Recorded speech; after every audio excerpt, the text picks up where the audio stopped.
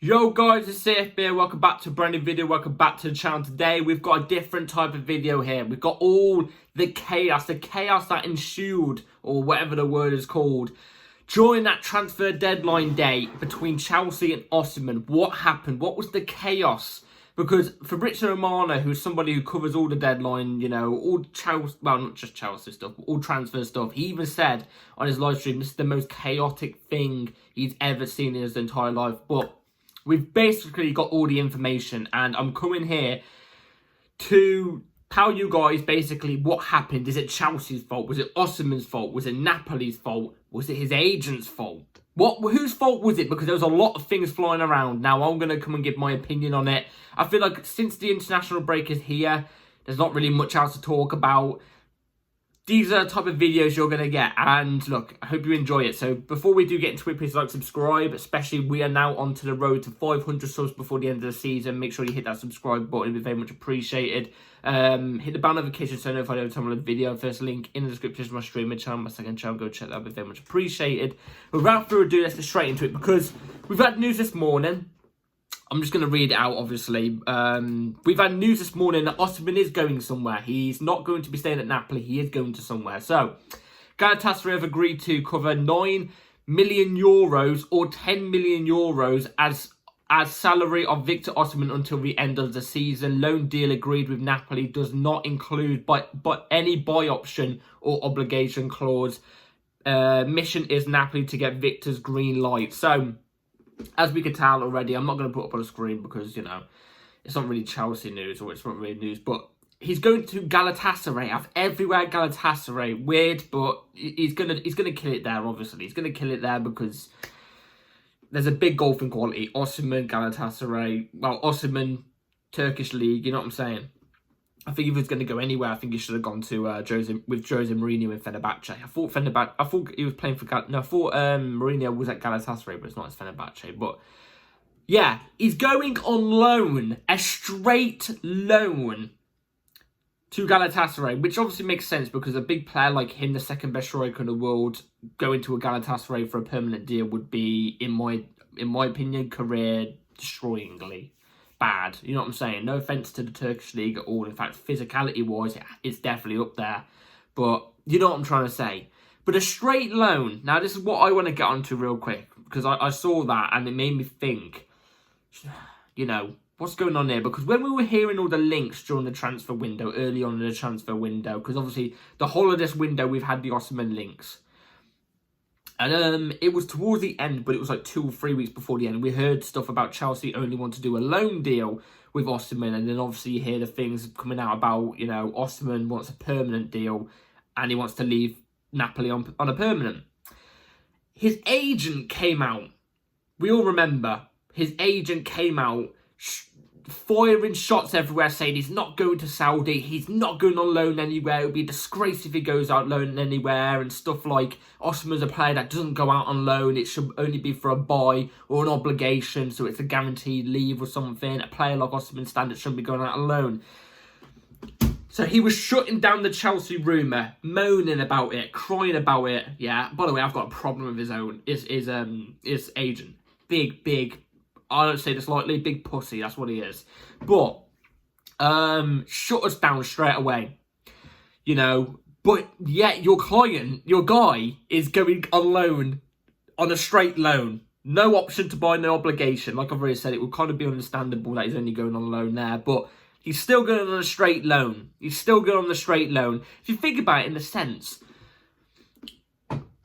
obviously Saudi were in for him. Now we're moving away from the loan part because, honestly, in my opinion, I think his agent has screwed him up there. So this brings me on to the Chelsea part. He was in links with Saudi. Saudi agreed a deal with Napoli, but not personal terms with Osimhen. So they ended up going for Ivan Toney on the last day.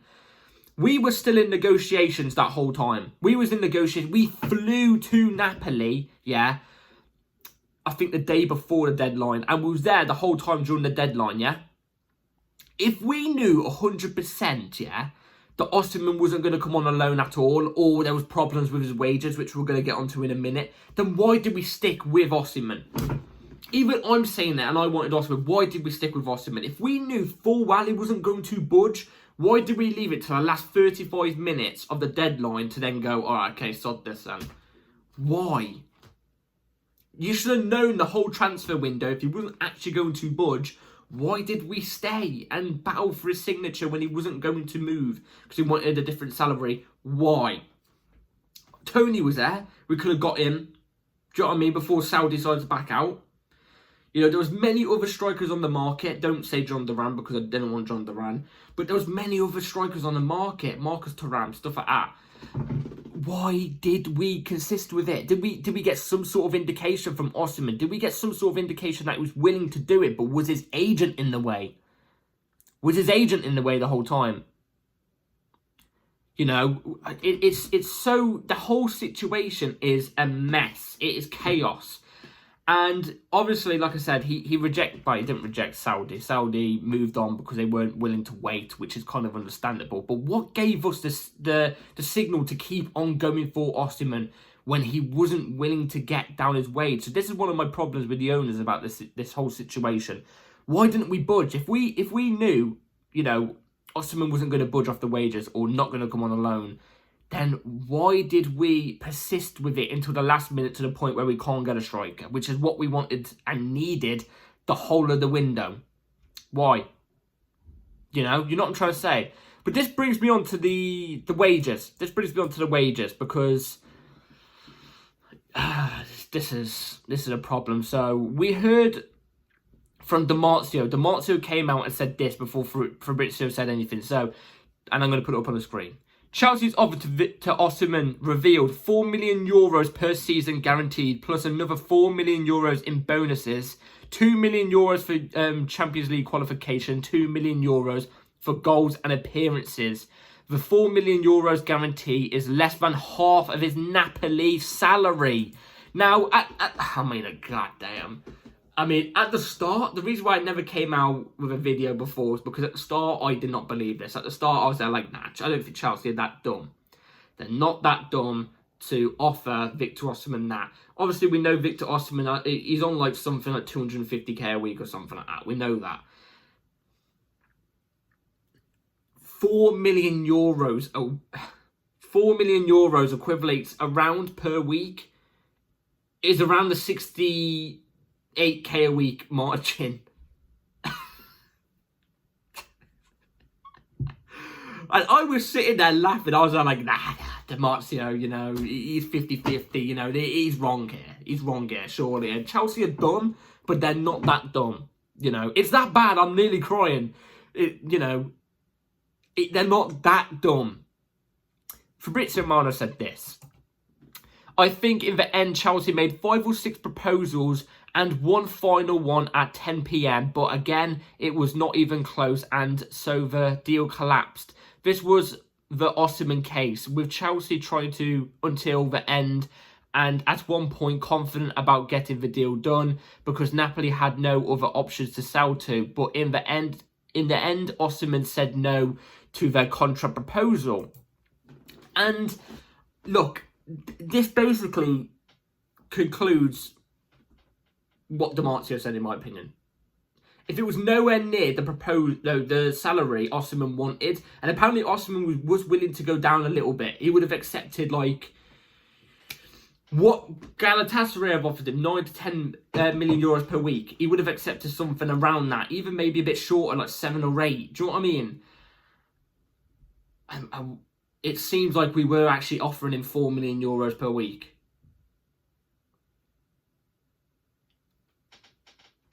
This is the second best striker in the world. A guy who finished top 10 in the Ballon d'Or rankings recently. The best African footballer in the world. And we're offering him 68k a week. The bonuses don't even, I think they just add up to 150k. And I know what a lot of people are going to say right now, and this is my problem. Oh, but we've got to keep with the wage cap. We've got to keep with the wage cap. I've already gone into the wage cap. Why would you talk to Victor Osimhen, one of the best players in the world, and say, but you've got to accept 150k a week, though? Do you know what I mean? That's like I said, that's like talking to a 10 out of 10 model and taking her to a Tesco meal deal for a first date. Do you know what I mean? Like, it's not going to work. It's not going to work. I've said this God knows how many times. And 158k, Galatasaray, deep this, yeah. No offense to Galatasaray, I think they're one of the biggest clubs in Turkey, yeah. They're offering him the wages that he's happy with. We never did. We offered him 68k a week guarantee. I don't even blame him for turning it down. And there's a lot of people there like, oh yeah, but Felix took a wage decrease and stuff like that. Yeah, but it wasn't 68k a week, was it? It wasn't. He's on like 170, 160. He's not on 68k a week. Felix too as well. No, nothing to Felix as well, by the way. Nothing at all to Felix. I think we got a good deal for him. He recently has not been the player that he was meant to be, potential-wise. He's not been in the Ballon d'Or rankings for a while. Osimhen recently has been. Guaranteed goals. It's the position we needed the most, and we say, yeah, Osimhen, here you go. 68k a week, take it or leave it. 5 to 6 proposals. I want to see what all 5 to 6 proposals were. Were we offering him £1.50 plus a year supply of McDonald's or something? What was we doing? What was we doing for the whole window? We wasted the whole window. This is my problem. It seems like it's on Osimhen's agent, for one, because I feel like Osimhen's agent also does have a part to play in that sense. I do think he has a part to play. Because, you know, he just seems like that type of guy. Do you know what I mean? He seems like the type of guy. He likes to air out his laundry all the time. He's a douchebag. He's a douchebag, yeah? Osimhen should sack him, in my opinion. Get him gone. But then it also seems like it's Osimhen's fault because Osimhen, you know, he should have been willing to maybe drop down his wages to 180 or something like that. And then I think Chelsea would have been happy with that. If not, then it is all completely on us. Completely take Osimhen out of the equation. But also it seems like it's on us for offering him absolutely dumb wages, dumb money. And also as well, leaving it to the end of literally the last 30 minutes of the window. So we, you know, do you know what I mean? Like, so we can't actually go for another striker just in case. If we saw indication he wasn't actually willing to budge, we should have backed out at least with 2 days remaining and gone and got another striker. That's just my opinion. So it seems like everyone has some sort of part to play, bar Napoli. But this is where I'm also confused too, because Osimhen has come out, and even Fabrizio Romano clarified this as well. It was said that the relationship between Osimhen and Napoli is broken down, and Osimhen, not Napoli, Osimhen is absolutely furious with Napoli and, you know, and stuff like that. But if he's so furious with Napoli, what did Napoli have to do with him accepting a contract proposal from us in that sense? Do you know what I'm saying? So what part did Napoli have to play? There was rumours about Napoli raising the price up because Saudi came in, but obviously Saudi backed out and they still probably had that price raised up. If so, then yes, but I'm still stuck. I'm still stuck. This whole thing seems like just chaos. But who would I pin it on more to? I'd pin it on us. And I know a lot of I know a lot of you are probably going to be mad at me for saying that. I know a lot of you are probably mad at me for saying that. But like I've already said, a player like Osimhen, you can't be offering 68k a week.